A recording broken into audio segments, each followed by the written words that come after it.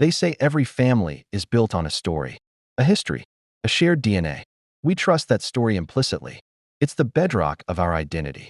But what if a simple, well-intentioned gift could send a tremor through that bedrock? What if a quest for knowledge about your future health accidentally holds up a mirror to a hidden past? This is the story of how a little box, delivered to our doorstep, unraveled the very fabric of my family. My name is Leo. I'm 48 years old. This is my wife, Elena. She's 46. We live in Austin, Texas. I'm a software architect, a problem solver by nature. I like data, logic, things that make sense. Our family, our two amazing kids, Chloe and Ben, they made sense.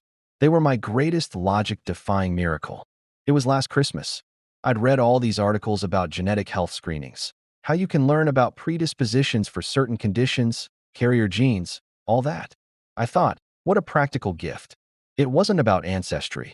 It was about arming ourselves with knowledge for the future.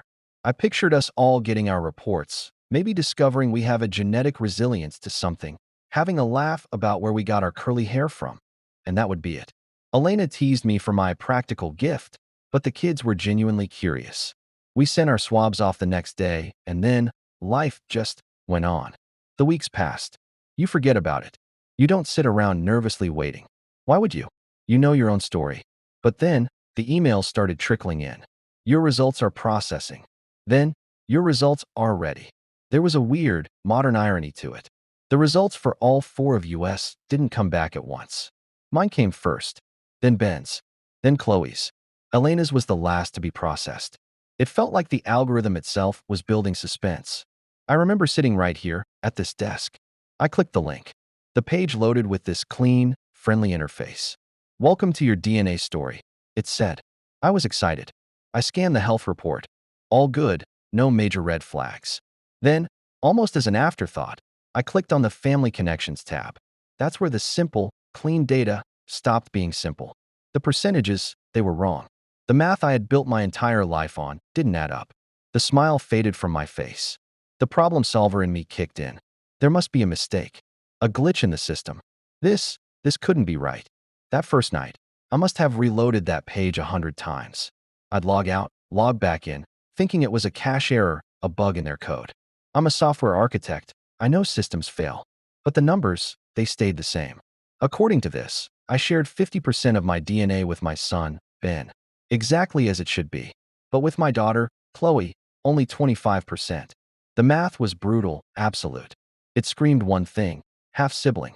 Your mind doesn't jump to the worst conclusion. It tries to find a safe one. Maybe it's a chimera thing? I'd read about that, where a person absorbs a twin in the womb and has two sets of DNA. Could that be me? But the site said my DNA was consistent. Then, maybe she was the chimera? It was a pathetic, desperate grasp at scientific straws.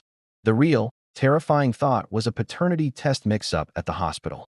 But she looks like Elena, and in that moment, I realized with a sickening lurch, she doesn't look like me. Then I saw the matches. The cousin I knew, Aunt Maggie, they were there. And then, a name I didn't recognize. A man. He was listed as a potential first cousin to me.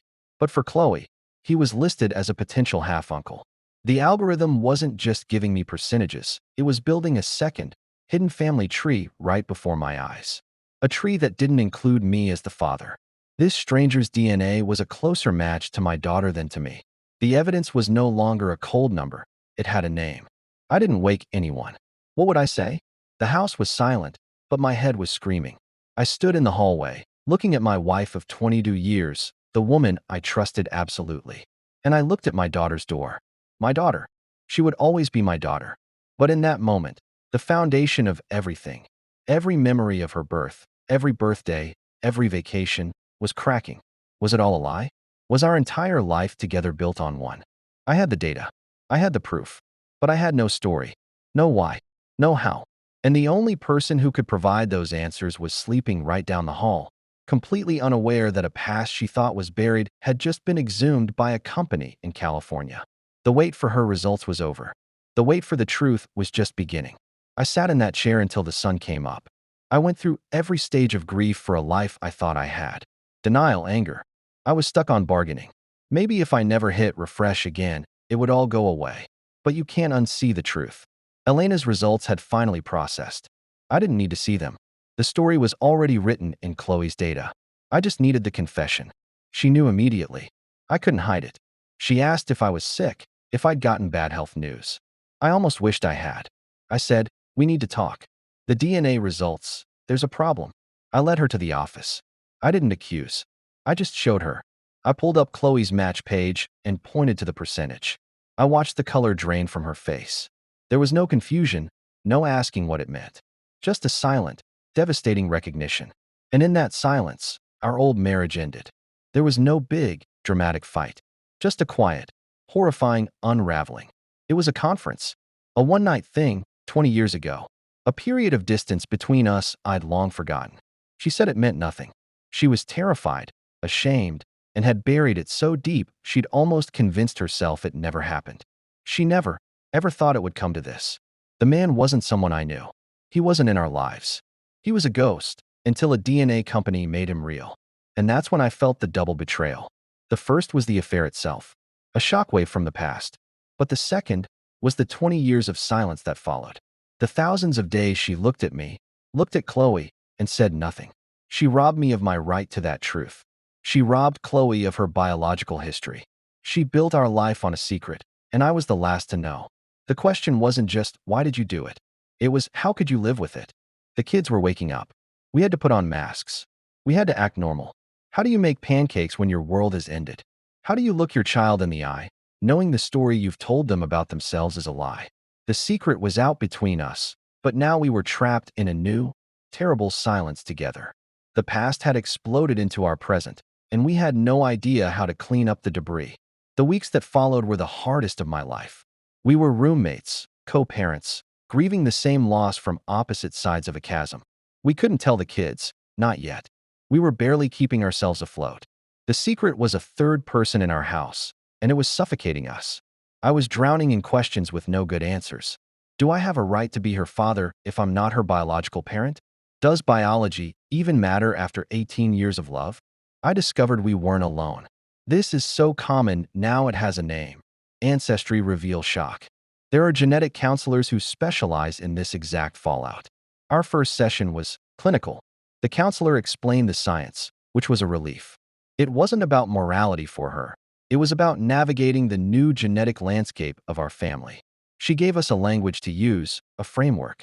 She wasn't there to save our marriage, but to help us manage the bomb that had gone off inside it. That's when we hit the bigger question. The right to know. Chloe has a right to her biological history, especially for health reasons. But what about the biological father? He has a right to privacy. He never took a test. He was identified through a cousin's match. He might have his own family, his own life, completely unaware that his DNA is unraveling ours. Do we append his life too? And what about my late father? His legacy, his bloodline, it was a philosophical nightmare wrapped in a legal dilemma.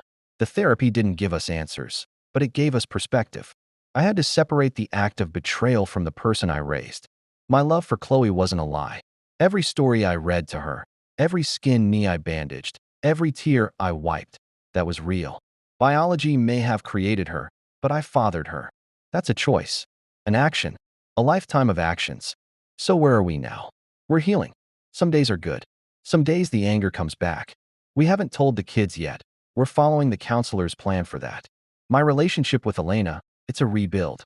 From the ground up. With full disclosure. The genetic betrayal didn't just reveal a secret. It forced us to ask what family really is. Is it blood? Is it history? Or is it the choice to show up every single day, even when the story doesn't go the way you planned? For me, it will always be the choice. This journey, it's been the most difficult thing I've ever faced. And from the research we did and the professionals we spoke to, we know we're far from alone. Genetic reveal shock is becoming a defining family crisis of our time. So, I'm talking to you. Has anything like this happened in your family? Maybe a DNA test revealed a surprising ancestry or an unexpected family connection you weren't prepared for. How did you handle that emotional fallout?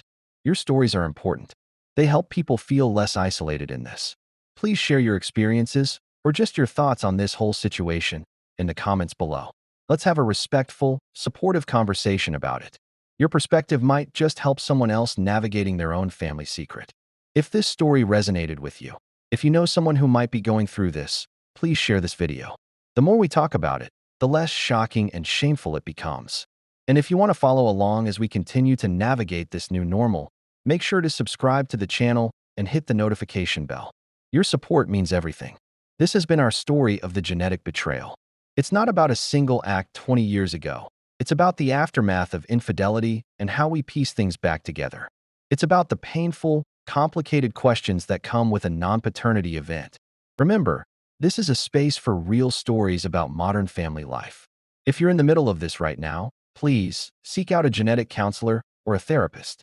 You don't have to do it alone. Thank you for listening. Thank you for your compassion. I'm Leo, and this is our truth.